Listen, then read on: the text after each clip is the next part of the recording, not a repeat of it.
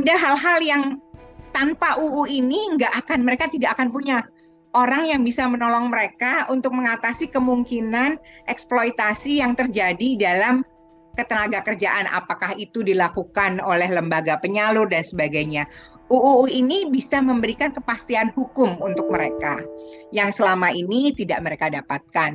Baik pengaturan lembaga penyalur diatur dengan berbagai ketentuan izin usaha, mekanisme perekrutannya juga diatur untuk PRT dengan lebih baik, untuk menghindari perdagangan orang, eksploitasi, dan lain-lainnya. Penyalur tidak boleh menahan dokumen pribadi PRT, meminta imbalan kepada PRT, dan ini perlu dipastikan ada rule of law-nya, agar posisi mereka tidak sendiri tanpa ada seorang pun yang bisa membantu. Nah, demikian juga tentang jaminan sosial PRT, ini diperlukan jaminan kecelakaan kerja, jaminan kematian, dan sebagainya. Dan ini kalau nggak salah yang di sini disebutkan, saya juga dapat dari Mbak Eva, 16.800 per bulan. Jadi kalau sangat-sangat affordable ya untuk bisa diberikan kepada mereka sehingga ada jaminan perlindungan sosial. Yang ketiga tantangannya adalah kemampuan mengatasi goncangan. Bencana itu pabrik kemiskinan, bahkan sebelum pandemi.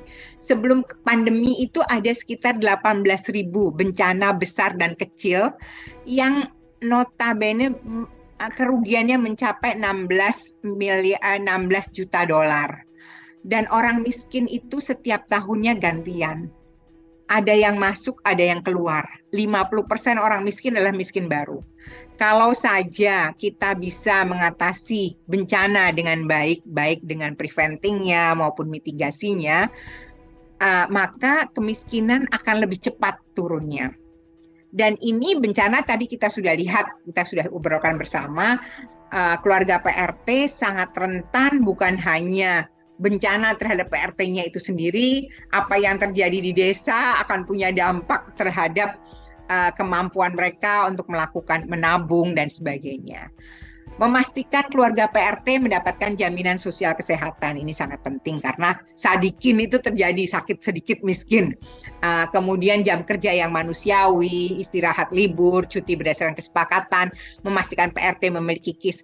Kalau saya pikir yang diminta di sini adalah sesuatu yang setiap orang harusnya pada saat melihat golden rule, kita tidak ingin itu terjadi terhadap kita, kita juga tidak ingin itu terjadi terhadap orang lain. Ini sesuatu yang sangat-sangat wajar dimiliki setiap orang untuk bisa memastikan mereka tidak menjadi teraniaya.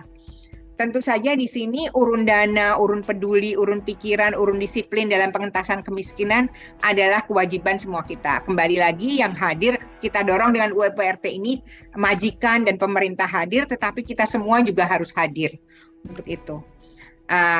Terakhir saya ingin menegaskan di sini bahwa tujuan UPRT ini kalau kita lihat sangat-sangat mirip dengan tujuan apa yang ingin kita capai dalam pengentasan kemiskinan.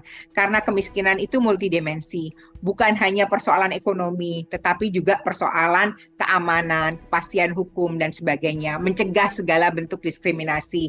Tidak boleh ada eksploitasi delom parlom atas nama majikan, atas nama aparat, atas nama siapapun. Mengatur hubungan kerja yang harmonis dengan menjunjung tinggi nilai-nilai kekeluargaan, kemanusiaan, dan keadilan. Artinya tujuan bersama kita adalah Indonesia yang aman, makmur, sejahtera.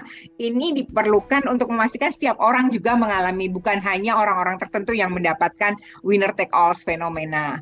Meningkatkan pengetahuan, keahlian, dan keterampilan PRT. Indonesia yang lebih baik membutuhkan revolusi mental di mana setiap orang bisa meningkatkan keterampilannya, meningkatkan kesejahteraan PRT karena diikutsertakan dalam jaminan sosial. Kalau saya melihat dari apa yang saya baca saat ini, akan sangat bingung bagi saya untuk orang yang tidak mau mendukung, tuh saya bingung alasannya apa. Itu saja.